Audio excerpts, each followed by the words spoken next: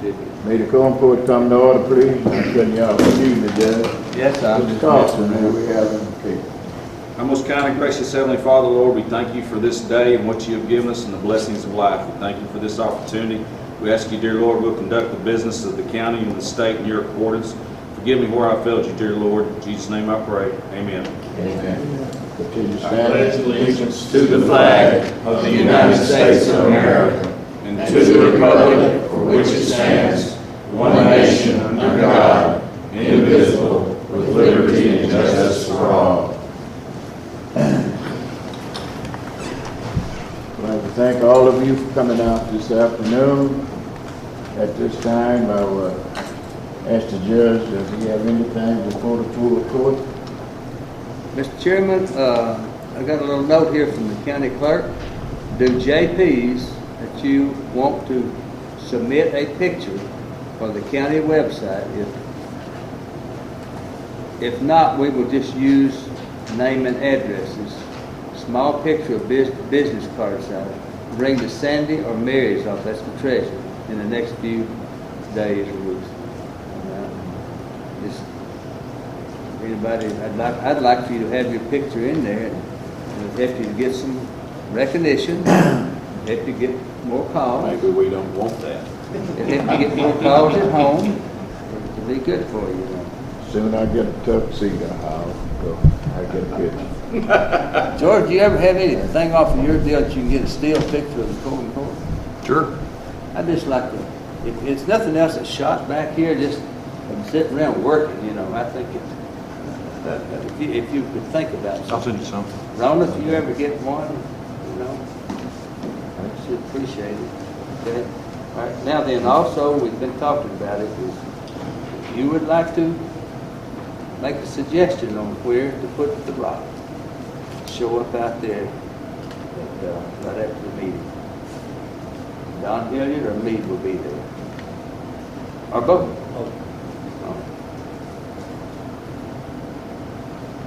That's all I got, Mr. Chairman. I'm sorry for not welcoming everybody here this afternoon to the UO Quorum Court. We have an elected officer who wants to speak before the court. Ms. Manning? I have a court case that I can bring before the court for transferring money from child support fund to my regular operating budget. So I guess I just need to talk to budget finance. We all get that? All right, thank you. Hey, Mr. Chairman, our reporter here has got a special guest here visiting us tonight. Would you like to introduce your guest? Okay. This is Stephanie Gilbert. We work together for Horizon Publications and another newspaper out of town once, and she came to visit. Thank you. I said, I've got a great place for you to go with me tonight. So here we are. All right. Thank you. You're always welcome. At this moment, do we have anything from committee? Pete, I'd like to, did anybody get a call or an email or anything from Text 21? Let me see. It's on I-30 corridor. I didn't know what it was, and like most of that stuff, didn't pay attention to it, and then they called me, and I don't know how in the world to get. But anyway, this is... Are you talking about the 35 corridor or the 30, I-30. What they're doing, the Panama Canal is widening out. They're making a bigger one to handle those super cargo ships.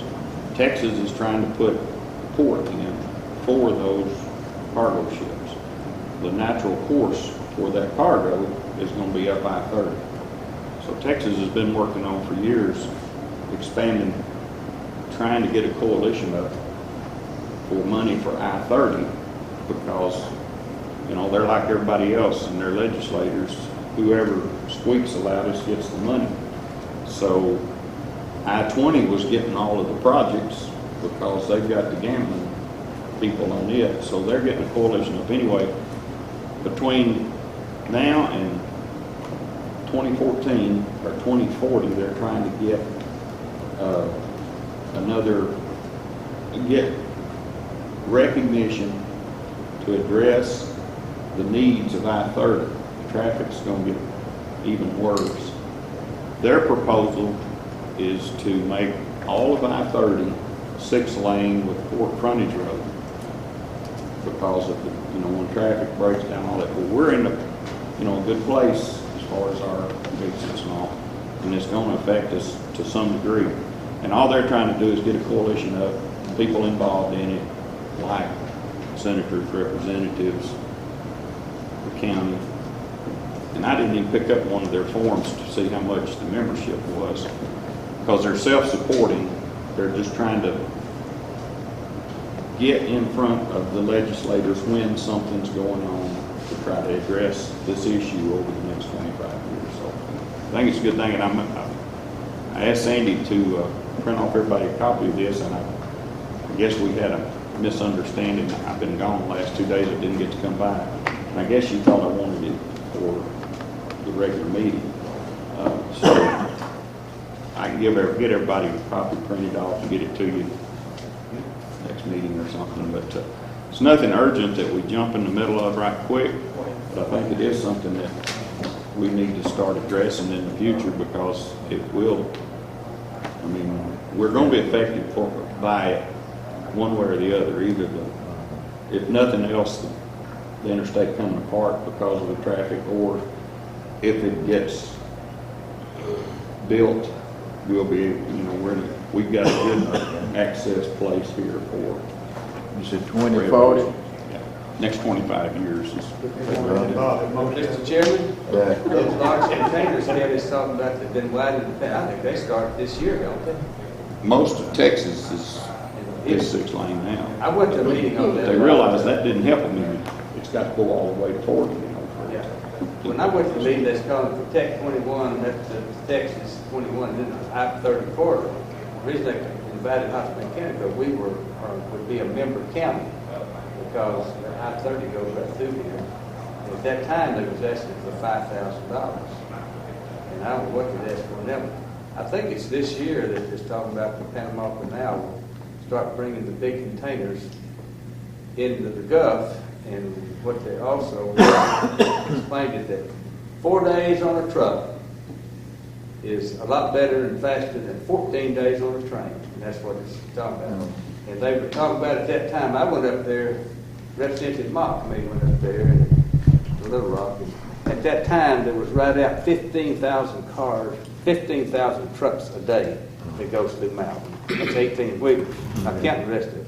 And they were talking about it when they opened it up there, it would just automatically double. And it has picked up already. Yes. Picked up already.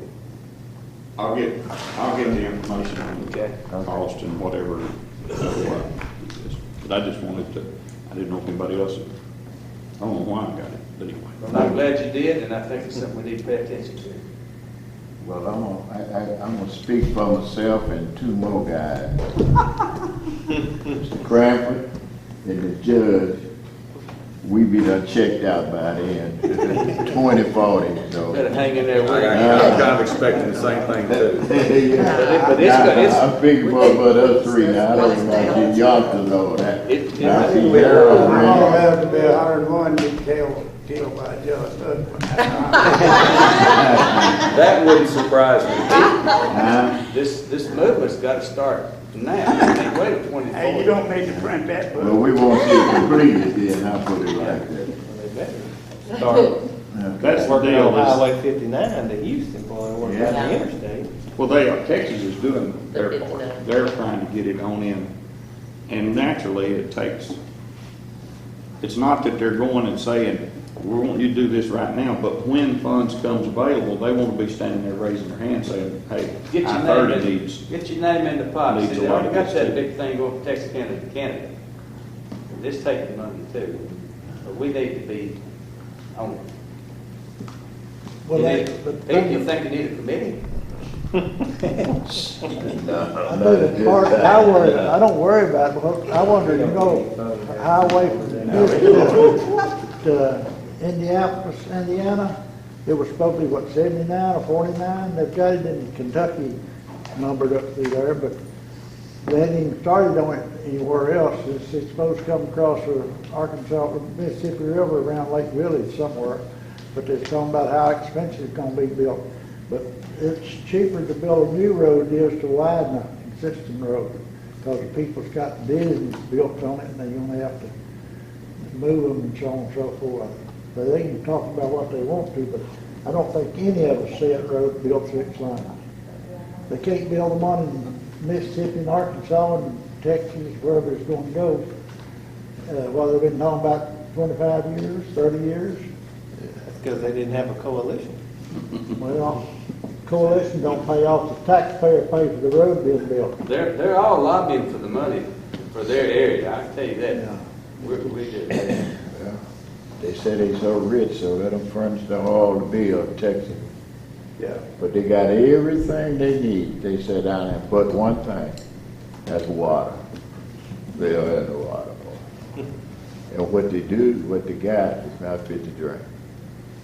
Well, we're lucky on it. That's right. And Hot Springs are getting ready to pipe water out of 42-inch water line out of Lake DeGray. And I also heard that Little Rock is looking to come in there and tap it in too. Where it's coming, where it's going. Out of Lake DeGray, they're going to Hot Springs. Hope they go right through Mount Florida. What is happening, what's happening over there, That's expensive land, isn't it? hurting the development of Hot Springs is the fact that their water is, they're rationing their water already to people in the county. If you don't live in the county, you can't get water out of Hot Springs. They've got a river. You live in the county. So running through the middle of Little Rock. Yeah. Be a lot easier than. Okay. With the 3 legs around the Hot Spring. They've already taken all out there yet. That's right. That's what they say. Yeah, I don't know. We have our county clerk. Ms. Boy, you care to say you need something from us? I'm just observing. All right. Thank you. Yes, I heard every word. Yeah, he was. Thank you for your presence. Anybody, any? Now. Yes, sir. I do have something I'd like to bring up.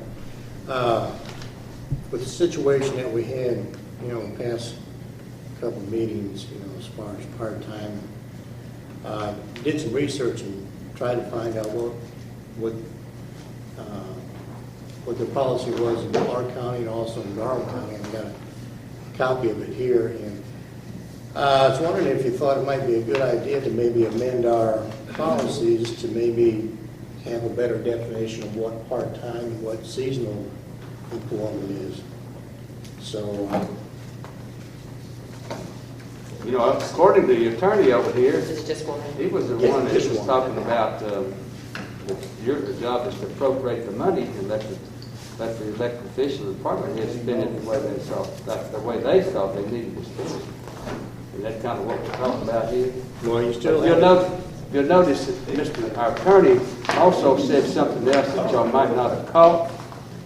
He said, working a part-time as you do in your road department. And I looked over him, I said, we do not have any part-time in the road department. He said, you don't? And I knew that. A lot of counties work, when the peak period, they work somebody part-time so they can get more done when the weather is desired. Well, I think this will clarify the definition of what part-time is and what seasonal time is. Yeah, Regardless okay. of what money you're dealing with, Yeah. that would be their decision whether they want it. They would have a category to put their request. I'm looking for, Like, for instance, if it's seasonal, it's 40 hours for a certain period of time, but not considered full-time. And part-time would be 30 hours and under. yeah, I see. So- You give the department head the option of whichever way he wants. Yes. What I'm looking for from part-time this summer is, I'm looking for a low-water bridge builder. Now, that's what I'm at. I can sympathize with you. And work for free with no benefits, right? I think you got one right here on the corner there. Judge, Yes, sir, go ahead. check back when the public defenders had a lawsuit against the county about paying the retirement business. And that's when we passed an ordinance related to temporary employees. We passed one. I don't know what year it was in, but it was about 10, 15 years ago, I'd say. Yeah. But when we passed it, we some of Harold may remember, and Pete, but we had a lawsuit against us for, the Hartnell. Anyway, I think it was a man and a woman that was public defenders, and they wanted to be retirement. So we had to shell out several $1,000s for retirement for those two people. Maybe three, I can't remember now, but anyway, and at the same time, we passed ordinance about the temporary employees that didn't draw any benefits. If you pay over 29 hours, you're supposed to pay a benefit package. That's according to the state. That's state law? That's what the state does. Anytime you get past, That's not what Garland County and Clark County say. time you get past that 29 hours, you better start watching out. If that's on the standard. See, Every week. we can't operate under It's state one laws week and deal, federal it's laws. not- The They way the work federal law overtime. don't have nothing related That's to still that. part-time. They passed it in the last few years. They say they work for 40 hours, that's the way they do. I think we need to check with the state, make sure.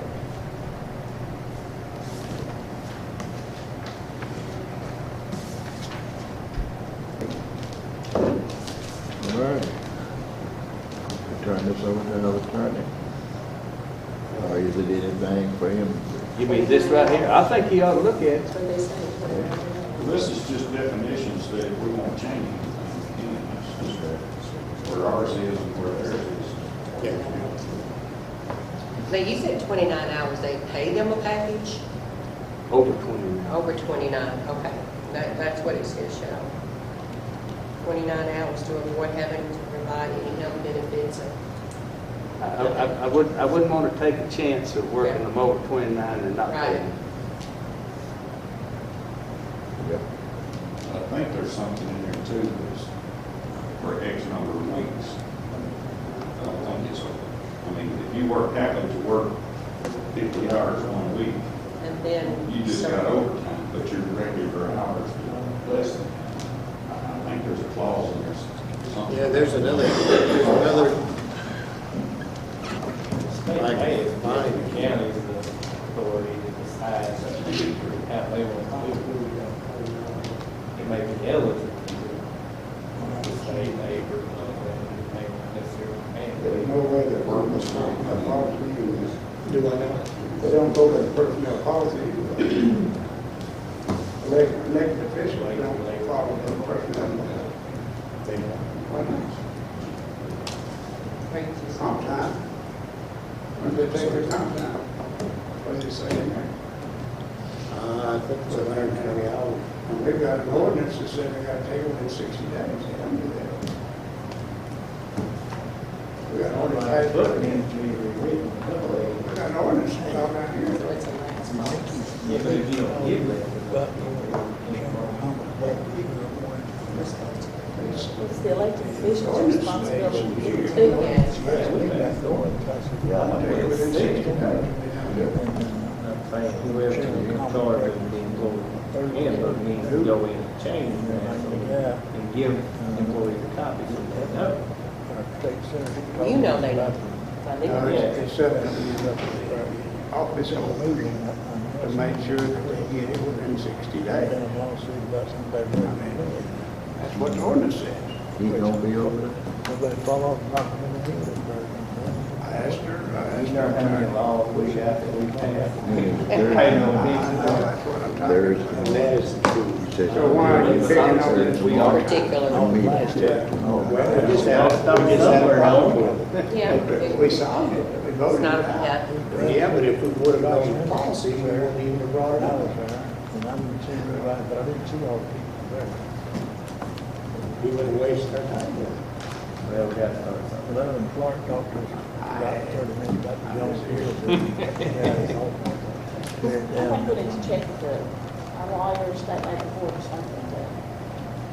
See what we're mandated to do, Right, what we that's have what I- option. You got some state laws and you got some federal laws. Right, I think we need to check those out. You don't really go in federal court. Get over on the state. I've been there. We try our best to go with those federal laws, but we take no substance, they can get you. start going to state court. And we really ought to go back.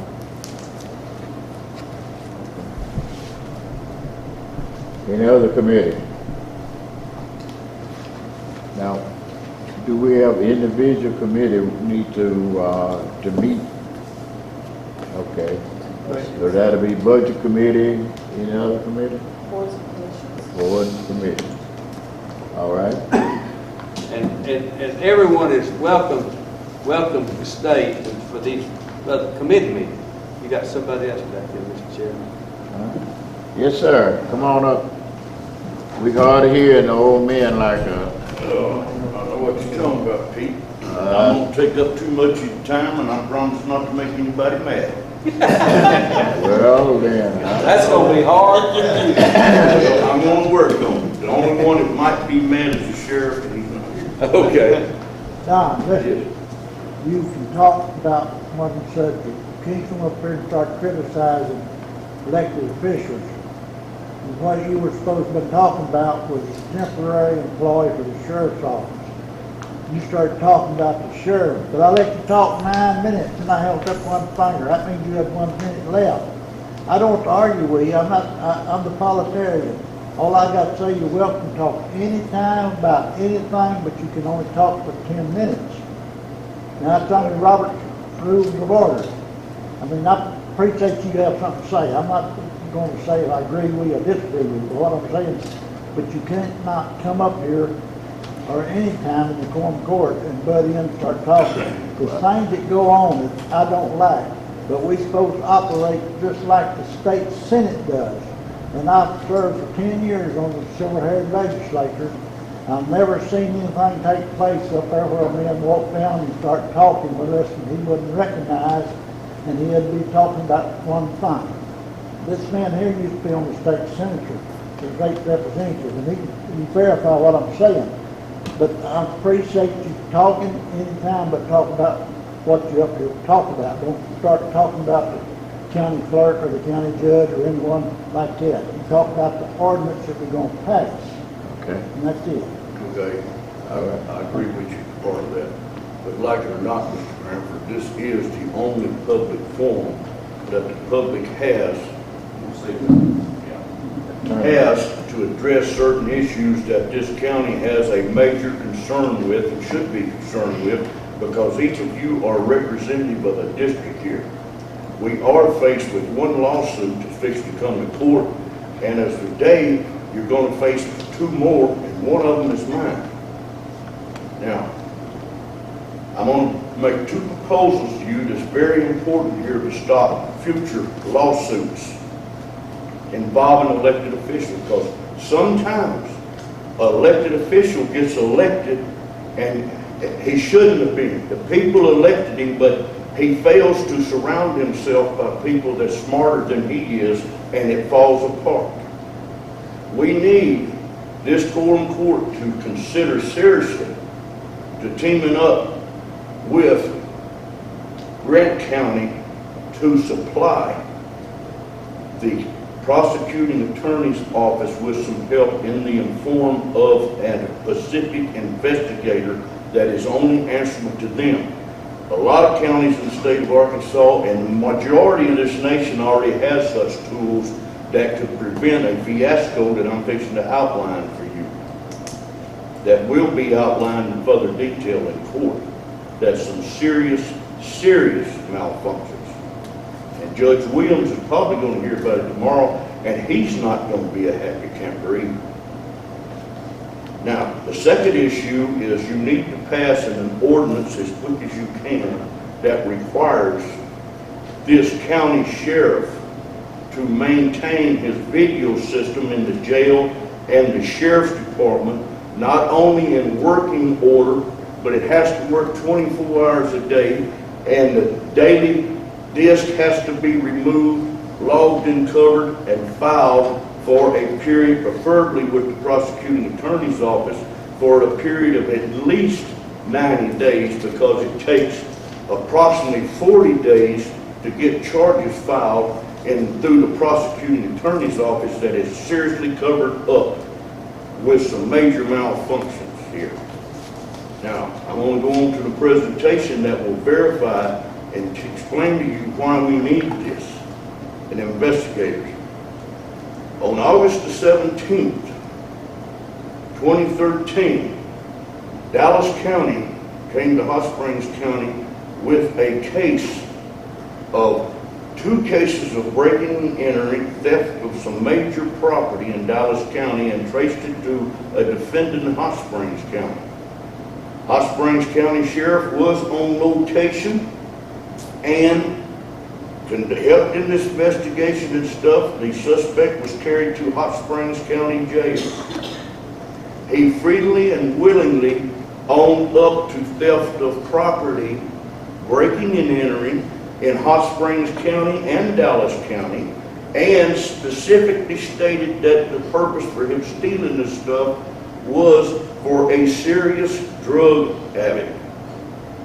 Now, he remained in Hot Springs County. Dallas County went back to Dallas County to start to process the paperwork on this individual to have him charged down there, come back and pick him up and take him to Dallas County to be arraigned.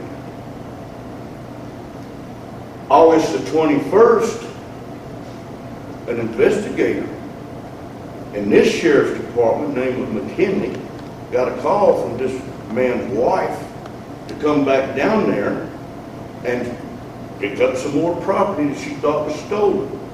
They did, and in fact was stolen, and it was traced to a burglary in March the 29th of 2013 and had been in that man's residence the whole time. Meantime, sheriff done confiscated a whole bunch of other stuff down there, the evidence belonging to this that was stolen from this, and this man had in his possession. Okay? Keep track of these dates because it's important when we get to something very important here. Sometime, approximately 12 days later, Dallas County investigator McMillan returned to Hot Springs County with proper search warrant, arrest warrant, not search warrant, arrest warrant, to pick this individual up. The man was at the county jail. He thought maybe he'd notified him he was coming to pick him up. He thought maybe that they had arrested the man, picked him up, had him out there waiting. Picks the man up, tells the man, we fixed the time taking you to Dallas County where you're going to be arraigned for 2 counts of breaking and entering and theft of property. Some of it exceeding $25,000. The young man looked at investigator McMillan and said, but I haven't been arraigned in Hot Springs County. August the 17th, all the way to the 12 days later. All of you remember the article that Judge Williams put in the Malvern Daily Record about evidence and suspected that there was due process of law being violated by this sheriff's department? Finally found that man by accident. He was the man that was held for 12 days, denied due process of law, no arraignment, no bond hearing, nothing. Now, October the 2nd of 2013, 3 deputies in the name of Weed,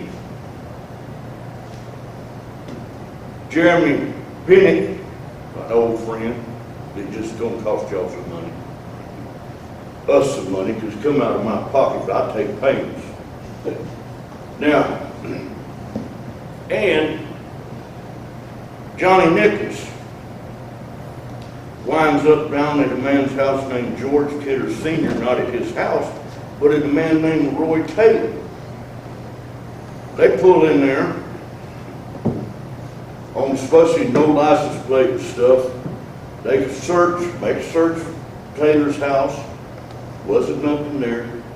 Wasn't no real nothing on George Kidder, except he did have some money. $1,900 or $1,500 is not a lot of money carried around in the pocket. that doesn't mean you're a drug dealer. Now, we done went through a case like that already where somebody won a lawsuit because a woman happened to be black and the man had money laying on her car seat, drug out the car. Oh, you're a drug dealer. You know, that does not mean you're a drug dealer.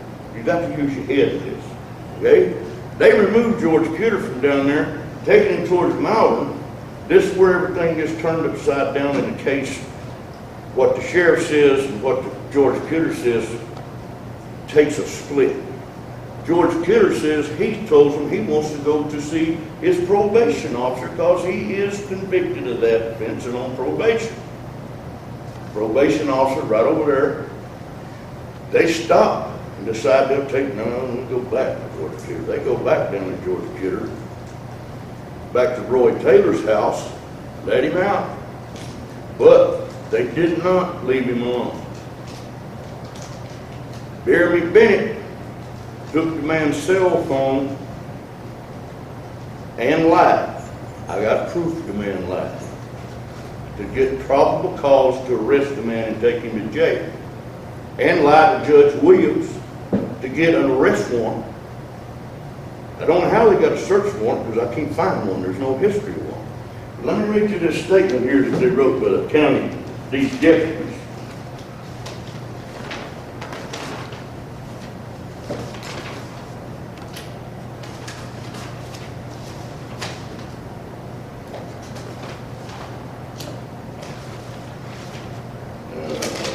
I got it here somewhere. I remember. In effect, what it says is, and this is where this really gets bad. In effect, it says, on the probable cause for the arrest, it says up the top of the page, on August the 17th, 2013, McKinley and Nicholas arrested a man, but it's backed out on this because George Kidder's case is stowed out of court. But it says this man willfully said that he had a serious drug habit. He stole all this stuff in Hot Springs County to trade it for narcotics to Mr. George Kidder.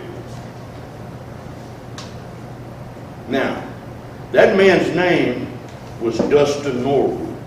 The same Dustin Norwood that spent 12 days incarcerated in that county jail and was denied due process of law, had turned in to be a confidential informant for this sheriff's department without them telling anybody.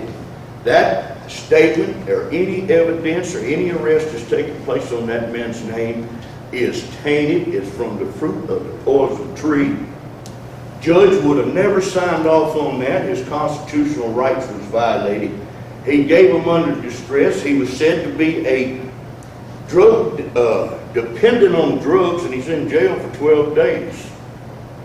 We got nothing now to know that the sheriff's department wasn't furnishing drugs down there to get him to make these statements, which is demanded to make these statements. And now Norwood, Judge Williams' article came out after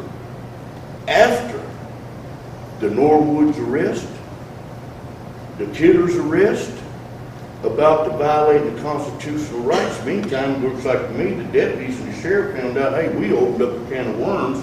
We in some serious trouble here.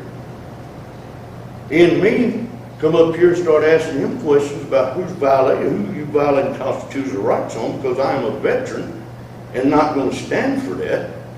They manhandled me, shoved me up against the wall, threatened me, intimidated me, hauled me to jail, and charged me with 4 charges, trying to intimidate me to keep my mouth shut. Because they know they can't have George Kidder's case come up in court.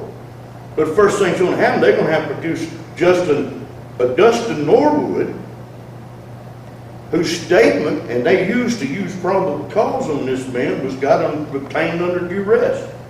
Now look at the rest of it. George Kidder's evidence went missing. Stolen. Went missing right out of the evidence room. But if you go back, if the state police had gone back and looked at the original arrest and the evidence that was supposed to be that was confiscated and seized as evidence to hold against this guy in court of law, they would automatically suspect that, hey, there's something wrong here. 52 license plates that's outdated from all different kinds of states is no evidence at all. But they confiscated and took and logged up 52 license plates. A football-sized bag of cotton balls, used cotton balls that had a biohazard label on them, and made the statement that, well, they're used for injections and stuff. Yeah, but there was no syringes, no needles, no injection material, anything found there. They also used to wipe your face with alcohol if you have a serious acne problem that George Cuter has. Are you going to shut me off? That's it, but I'll ask you one question. What do you expect the Quorum Court to do? Just listen to me. I asked you, I'm backing up the ordinance that I asked for about the cameras and stuff. The Quorum Court has no authority over nobody in Hot Springs County.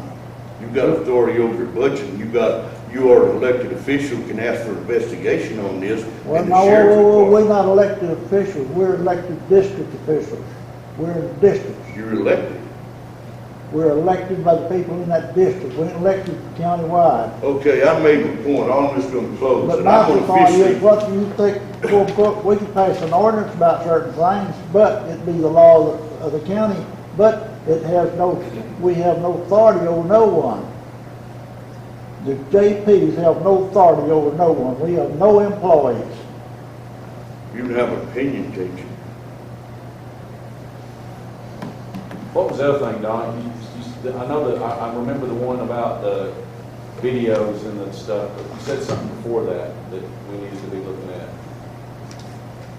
Getting the prosecuting attorney some help and getting with Oh, Grant County with the special same thing because Okay. if they covered up, if they had an investigator that could look at this evidence right up front, in a lot of cases, they know which one is looking funny, but they can't do all of that legwork. My wife's been worried about my safety since I got involved in this stuff and getting on my butt about how much gas I've been burning because it costs gas.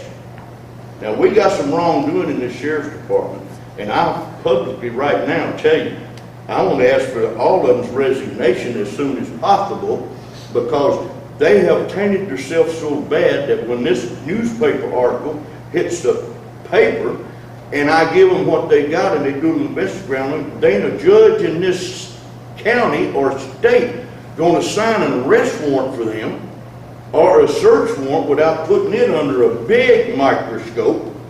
They've broken the law, they've tampered with evidence, and they have committed perjury openly, and then they've gone back and conducted a conspiracy to try to keep this from coming out. Now, but I did this because I'm a veteran. I will not live in a police state, James. And if you want to be on this Quorum Court and live in a police state, that's up to you, but I'm not living in one. My man, I suggest that you have outlived your uses on the Quorum Court. Get off. Bye. Mr. Chairman, I don't have anything else. All right. Don't forget the rock. Let me make a statement about some things. He is wrong about everything he said, people. He may be right about what took place, but this court has no authority over no one like that. We can't tell nobody how to do their job. We cannot pass an ordinance about a person in office doing their job. All we can do is pass the money or reject the money. That's about it. And with lots of people got the wrong impressions. Y'all probably Bill, well, Harold. I got many calls when they started naming these roads and streets. This is several years back. And I got involved. I called the county association, talked to them about it. And if the county judge hires a man to do a job, Quorum Court has no say-so. We may have a little influence, but I'm talking about we don't have no employees. Sure, I don't like things that take place in some county office, but that's their responsibility. There's nothing we can do about it. I had my car stolen. What they done to the three people stole it? Nothing. Period. No use me talking about it. The judge set up there, and not this judge here. But anyway, let them off. Well, my thing is, if this is so, where is this in Norwood, Mr. Kidder, why are they not up in here representing themselves and we doing quorum? I mean, seriously. Okay. Yeah, all right. We're going to committee meeting, so we're going to. It's gotta be.